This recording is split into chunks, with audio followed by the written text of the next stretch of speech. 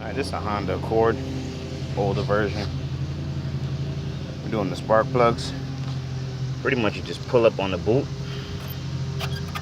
This runs off a distributor. As you can see, I've already started to take my spark plugs out. Spark plugs are 5/8. Sure if you guys can see that. And we're putting NGK in them.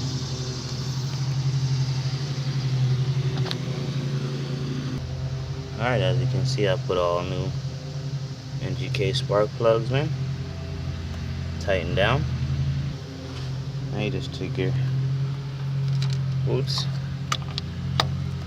push them back in until you hear that snap. And make sure you line all your wires back up properly where they came from. That snap.